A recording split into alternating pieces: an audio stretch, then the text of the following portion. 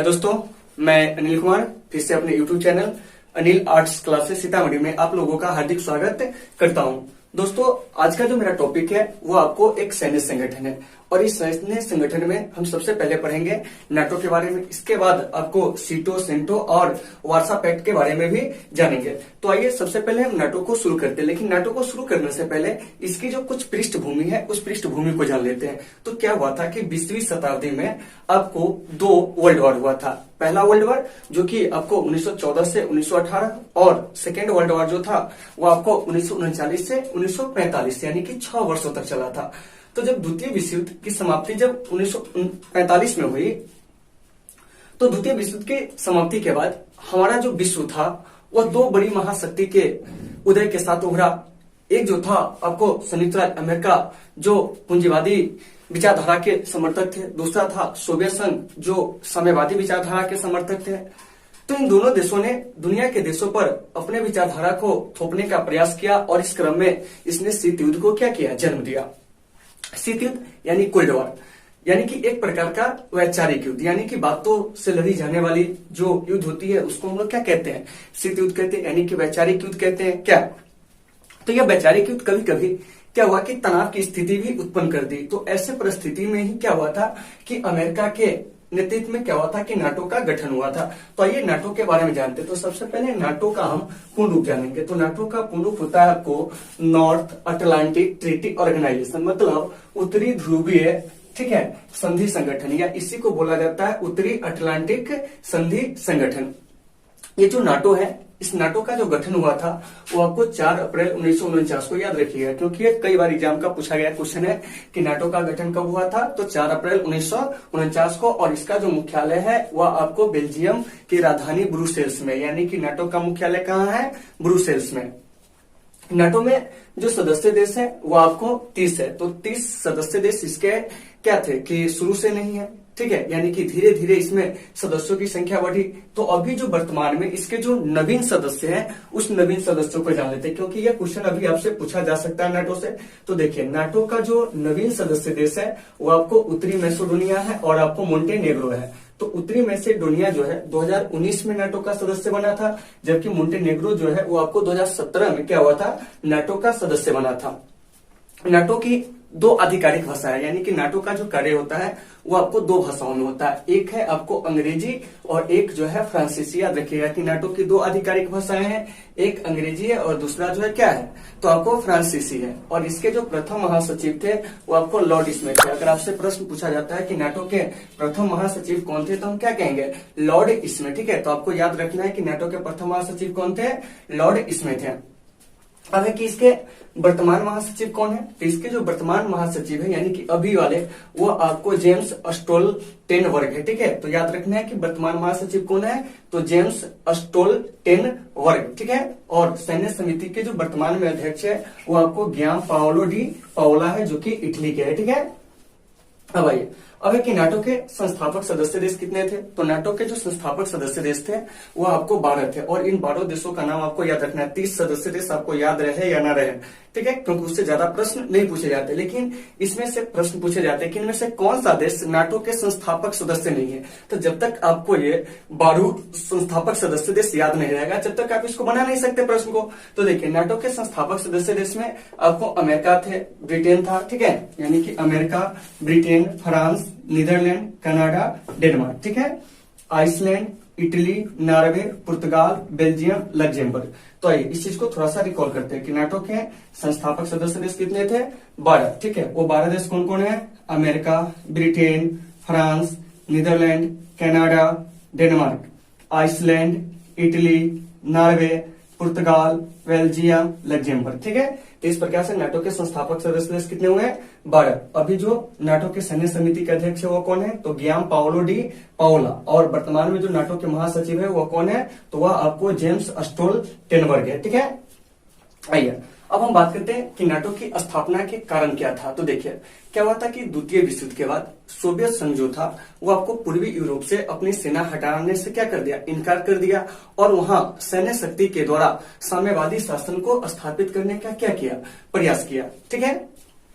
तो अमेरिका इसको क्या हुआ कि एक अवसर के रूप में इसको क्या किया, स्वीकार किया और उसने यूरोपीय देशों के साथ क्या हुआ कि साम्यवादी प्रसार को रोकने का कार्य दिया और उसने साम्यवादी विरोधी नारा दिया। ठीक है, तो इस प्रकार से क्या हुआ था कि नाटो की स्थापना हुई थी। यानी कि नाटो की स्थापना का पहला कारण था कि आपको पूर्वी यूरोप में साम्यवादी प्रसार को क्या करना, रोकना। क्या करना, रोकना। ठीक है, और दूसरा कारण था कि द्वितीय विश्व युद्ध के बाद क्या हुआ था कि पश्चिमी यूरोप के देशों को काफी ज्यादा नुकसान हुआ था। क्या हुआ था कि विश्व युद्ध के दौरान पश्चिमी देशों को, जो यूरोपीय देश थे, उनको काफी ज्यादा नुकसान हुआ। तो ऐसे में उन्हें क्या हुआ कि अमेरिका, उसको क्या हुआ कि आर्थिक पुनर्निर्माण के लिए क्या हुआ कि उसको सहायक लगा। यानी कि पश्चिमी यूरोपीय देशों को लगा कि अगर हम अमेरिका के इस कार्य का अगर हम समर्थन करते हैं तो यह हमें क्या करेगा कि आर्थिक पुनर्निर्माण में मदद करेगा। तो इन वजहों से भी क्या हुई थी कि नाटो की स्थापना हुई थी। तो नाटो की स्थापना किन कारणों से हुई थी, तो देखिए सबसे पहले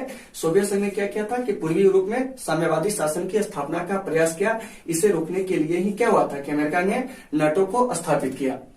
और ये जो नाटो है वो आपको सामूहिक सुरक्षा के सिद्धांत पर कार्य करता है। यानी कि हम नाटो के सदस्य हैं, आप भी नाटो के सदस्य है, अगला व्यक्ति भी कोई नाटो का सदस्य है। अगर मान चलिए कि कोई हम पर आक्रमण करता है तो हम तीनों मिलकर क्या करेंगे कि उस देश का मुकाबला करेंगे। जैसे मान चलिए कि एक देश ए है, एक देश एम है और एक देश एस है। तो मान चलिए कि अगर कोई व्यक्ति इस देश पर आक्रमण करता है और हम ए भी, एम भी और एस भी क्या है कि नाटो का सदस्य है, तो क्या होगा कि ए, एम, एस जो होगा वो तीनों मिलकर क्या करेगा कि अपने विपक्षी जो देश है उसके खिलाफ क्या करेगा, युद्ध करेगा। यानी कि नाटो जो है वो आपको सामूहिक सुरक्षा के सिद्धांत पर क्या करता है, कार्य करता है। ठीक है, दूसरा था कि पश्चिमी यूरोप के देशों को द्वितीय विश्व में काफी ज्यादा नुकसान हुआ था। तो इसी नुकसान की भरपाई के लिए, अर्थात इसका आर्थिक पुनर्निर्माण हो सके, इसीलिए क्या हुआ था कि पश्चिमी यूरोपीय देशों ने अमेरिका का क्या किया था, समर्थन किया था। ठीक है, तो यह था आपको नाटो की स्थापना के कारण।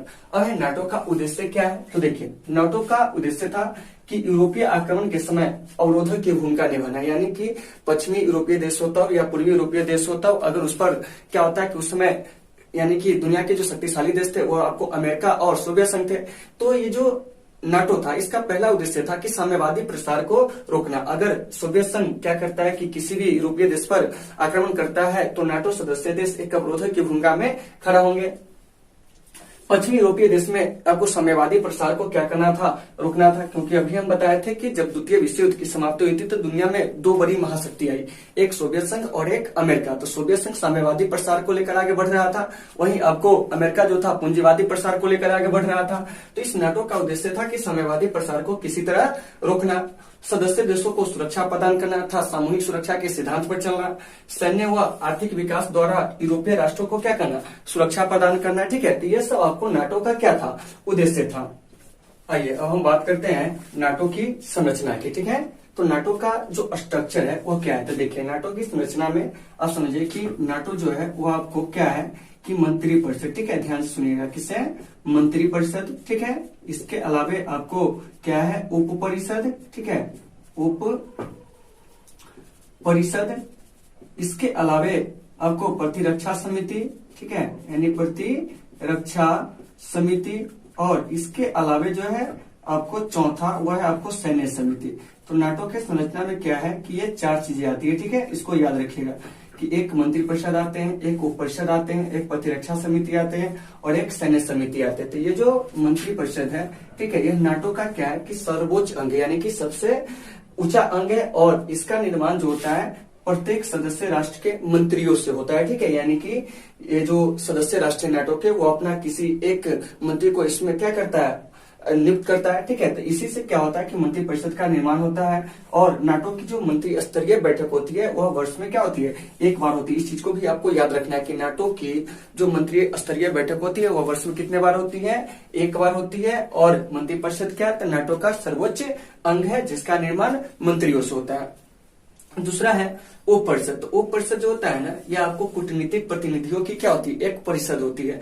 यानी कहने का मतलब है कि जो कूटनीतिज्ञ यानी कूटनीति में जो विशेषज्ञ व्यक्ति होते हैं उसका यह क्या होता है कि आपको मतलब एक यानी कि परिषद होती है। और यह क्या करता है कि नाटो को सलाह देता है अपना कूटनीति के ऊपर। उसके बाद है प्रतिरक्षा समिति।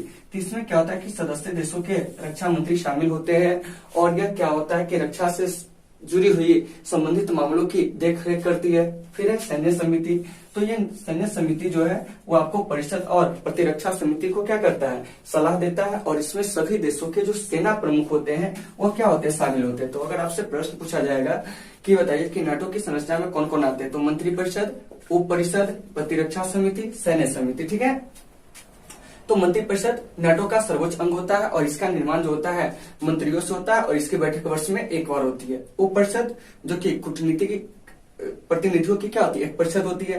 प्रतिरक्षा समिति, इसमें सदस्य देशों के रक्षा मंत्री शामिल होते हैं और रक्षा से जुड़े हुए मामलों पर सलाह मशवरा करते हैं। सैन्य समिति यह क्या है कि नाटो के परिषद और प्रतिरक्षा समिति को यह क्या करता है, सलाह देता है, और इसमें क्या होता है कि सदस्य देशों के जो आपको सेनाध्यक्ष होते हैं वह भाग लेते हैं। तो दोस्तों मुझे उम्मीद है कि आज का जो मेरा टॉपिक था नाटो, यह आपको समझ में आ गई होगी। अगला टॉपिक जो मेरा होगा वो आपको सीटो, सेंटो और वार्सा पैक्ट होंगे। ठीक है।